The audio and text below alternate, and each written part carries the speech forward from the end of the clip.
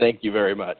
At the Office of Water Resources, a lot of what we do deals with floods and elevations, and so I just wanted to go over a couple of interactive web maps that are simple to use and that potentially have a lot of use. So one of the things that we've produced, and actually Dave Mick did this for many years, he would produce inundation maps.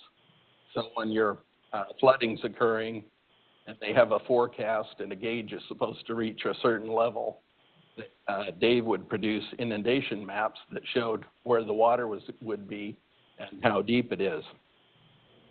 And here I just showed the bottom portion, but you can see this was done about a year ago, and for a specific Burlington River gauge at 25 feet. And then it shows the extent of the flooding, and it's also color-coded by depth, less than 1 foot or 1 to 2 feet, 2 to 3, and so forth. And that really gives the planners the ability to assess the situation. You can see how bad the damage would be in certain areas, and also if you could still be able to drive emergency vehicles through some areas, or if it would be feasible to protect some things with sandbags. And so it was pretty useful. We got a lot of requests for those, and Dave did a great job. He retired at the end of last year, and a lot went into these inundation maps. Basically, you needed 3 things. You had to have the ground elevation, and you had to have a detailed hydraulic model. And the hydraulic model was important because the water on a river, when it's flooding, isn't perfectly level. So you can't just extrapolate that gauge elevation across the whole area. The water's flowing downhill, so it'll be at higher elevation upstream and at lower elevation downstream, and that all changes as the conditions change. So Dave came up with a good algorithm to be able to create those elevations across the area of concern, and he needed to have a detailed hydraulic model to do it. And of course, the third thing that you need is a forecast, so you know what level the flood is going to be.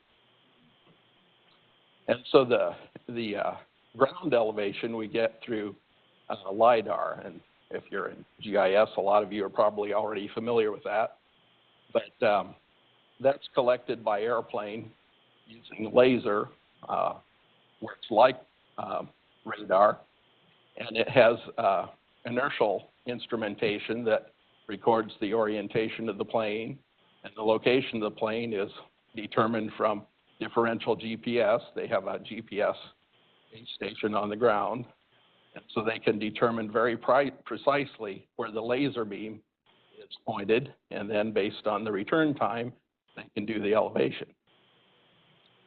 But it's also a little more complicated than that, because you have to classify the returns. Even though it's a laser, by the time it reaches the ground from high elevation, the beam may be several inches in diameter.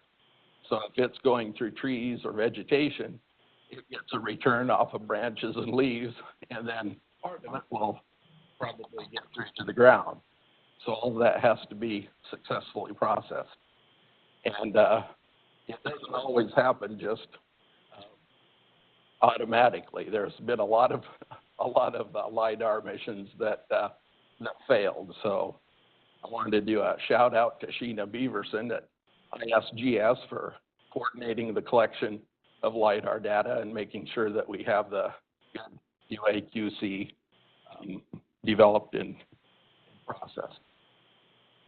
And then the other thing, the detailed hydraulic model, the U.S. Army Corps of Engineers does those. They determine the elevation of floodwaters for different events, from a 2-year event to a 500-year event.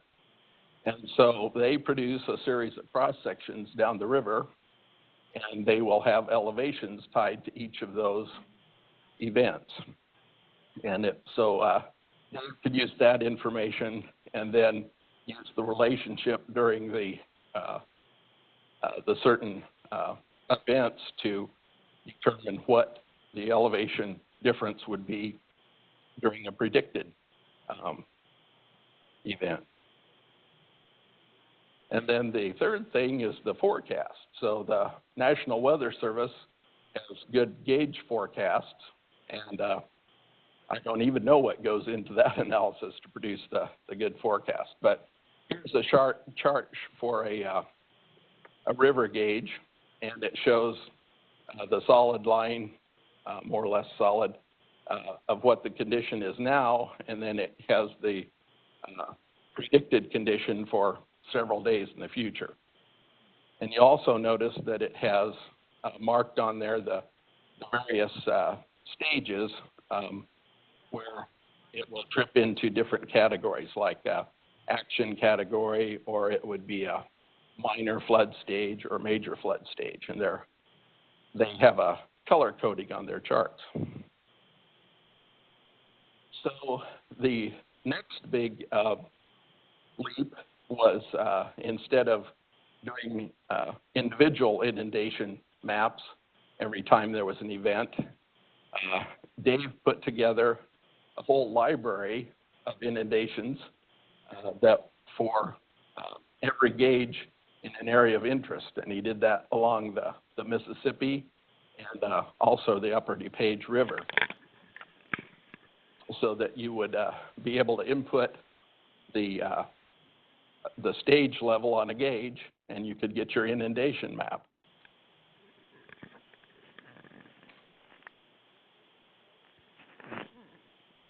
Now we'll see if we can get a live demo of that.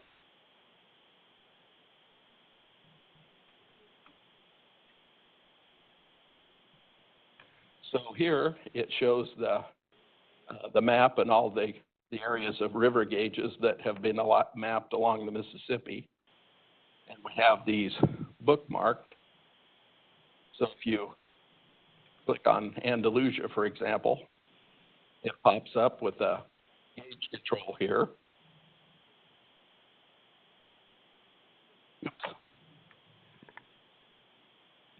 Yeah. Let's see. Let me end the slideshow. Then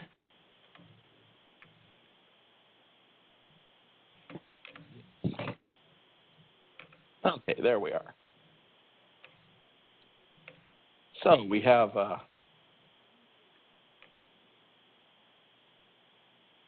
when this initially opens, you can see we have all of the areas that have been mapped along the Mississippi River. And over here we have bookmarks, so you can zoom to a specific area. So as we go into Andalusia, you're showing the inundation map for, in this case, it's stage 16. And again, we have the yellow for less than a foot, orange is 1 to 2, light blue 2 to 3, and a darker blue 3 to 5, and so forth. And also, on this control, there's a link at the bottom, which goes to the National Weather Service for that particular gauge. And so there, like I said before, there's your forecast gauge, so you can check in here and see what the gauge level would be that's predicted. Right now, we're not under flood, so it wouldn't be anything elevated. But if you go back to the control here, it is labeled moderate, starts at stage 16, where it's at now. And then as you go up, stage 18, we can see that's major, and it's roughly colored the same as the color coding on the forecast. So at the top, it's showing the gauge level you've selected to display. Here we have 18. And at the bottom, it shows the category you're in and where that starts. So if we go up to 20, see it advances. We're still in major. And you can go in and see where it starts to inundate some homes. And if we go on up further, here we're above a record. The record shown is 22.6. And there's also a swipe tool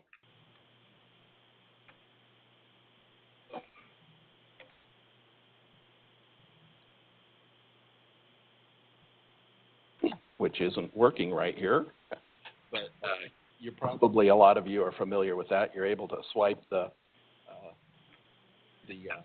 inundation layer over so that you can see the what's underneath it.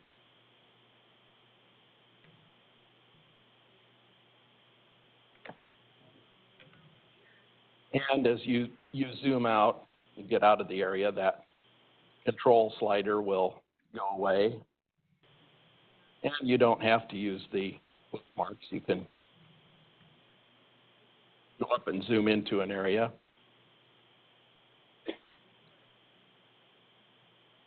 And as you get into that area, it will turn on the slider for that particular gauge.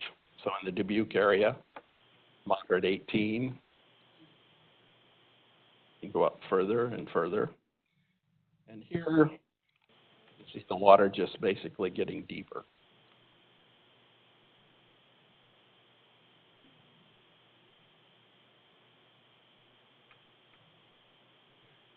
So we also have that for the upper page.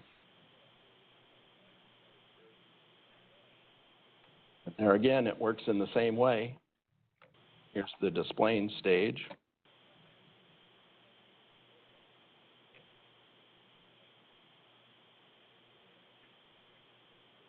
And you can see that it's more and more inundated.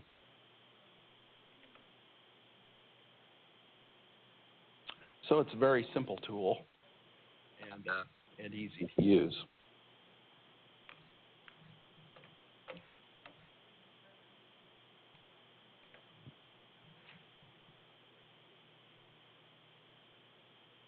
Then some of the simplest ones are the ones that get used the most. We have an elevation finder,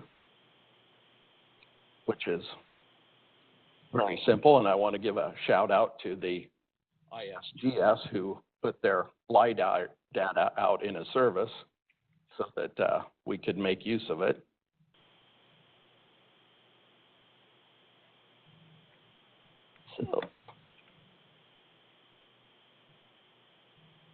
So you can zoom into an area, and here I can turn on some hill shade, and that's an exaggerated hill shade, but it gives you a good indication of the relief.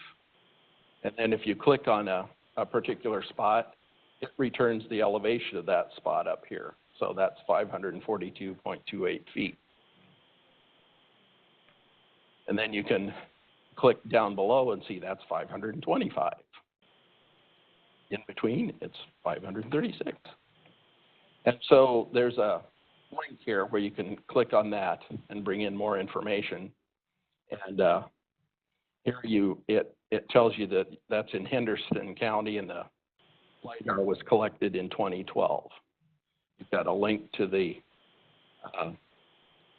core district that it's in, and it also tells you what flood insurance rate class it's in, and there's a link to the flood insurance rate map. And then here, thanks to a service from Revenue, it shows what county where it's at in the county, where the county, Henderson County is, and the nearest incorporated city. So it's in Gulfport. It also gives the township range and section and where it's at in the section.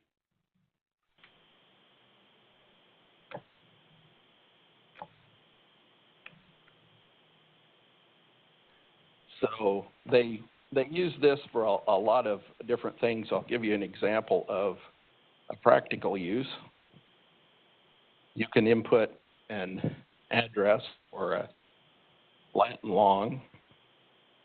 So I'll input this latitude and longitude.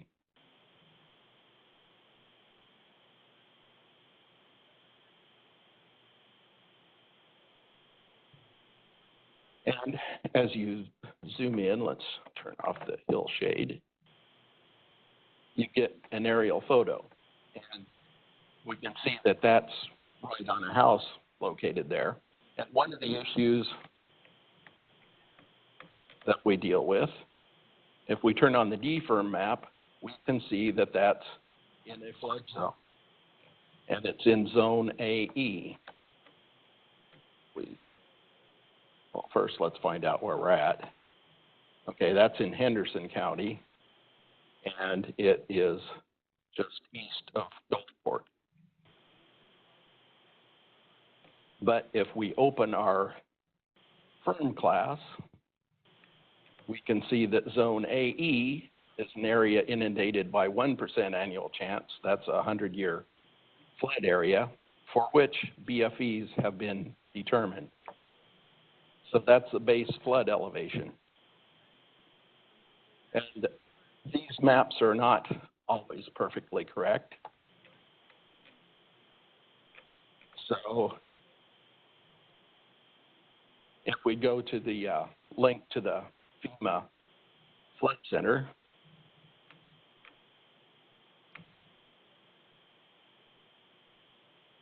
we can, it plots the location there. And we can see the BFE elevation. So that is the flood elevations for the 100-year flood event. And we have 535.1 down here in this cross section and 535.4 up here. So it looks like this, the 100-year flood would be around 535.2 at that location. Now, if we use our elevation finder, you click on the corner of the house, that's at 538.72. So that's about 3 feet above the 100-year flood. And check the other corner, 538. And down here at that corner, it's 537. So 538. So it appears like maybe that house is above the 100-year floodplain, which means they may be able to apply for a change of status. There's a letter of map amendment that would be able to, if successful, get them out of the 100-year floodplain. They wouldn't have to pay a lot for the flood insurance that their financial institute would require them to do.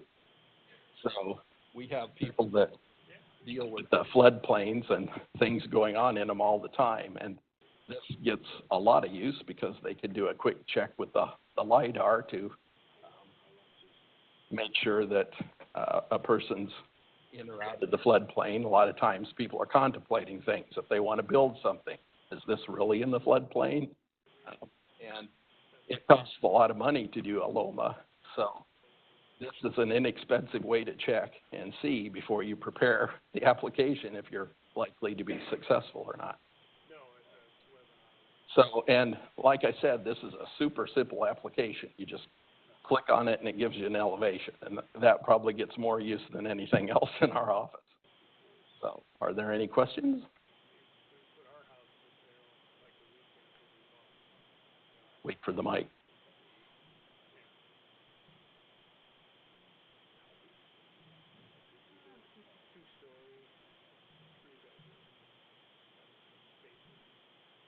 So I guess my first question is, so what did you use in terms of technologies to develop this?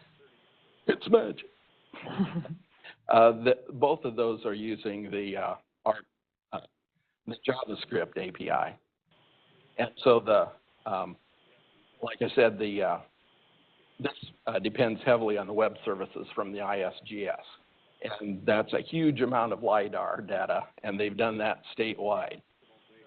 So we have LiDAR data available everywhere except for these 6 states. And those have all been flown. They're in the process. We should have that LiDAR data by sometime early next year. So other than web services, you're you're doing this all in-house and stuffing it Well, online? yeah, that's a good point. Yeah, the inundation map we developed, and Dave put a lot of work into that, developing one that uses a web app developed builder, and we're having issues with that right now. We have security problems that shut that down. So, Right. I've so seen right that now this all comes off of the IDNR servers. Mhm.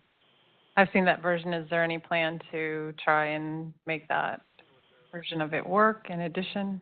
Well, sure. I've been hoping to get that fixed for a long time now. So when we do, it'll be available. Okay. Is this currently available through a login or in the? Yeah, it is available to the outside. Neither one of them have been publicized or the link published anywhere. The inundation map isn't, I guess I don't consider it completely production yet, but it's functional, and Okay. This is great. I can give you the link. Thanks.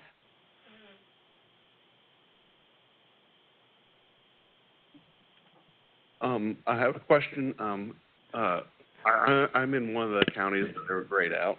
Yeah. When those other counties do get completed, is there any plans in the future to update those DFIRM maps? Because we still have the digital flood elevation maps. Right. Is there a plan in the future, once everybody does have LiDAR, to update those? Right. That's an excellent question. And the production of the DFIRM maps, the digital flood insurance rate maps, is kind of in its separate workflow. There's a lot that goes into that. So just having the LiDAR data available won't get you there. But that LiDAR data should be available pretty soon, and then a whole lot of products will be available for the county you're in. LaSalle, it's being shipped out right now. I think that will come online very quickly. The other stuff will probably be sometime next year.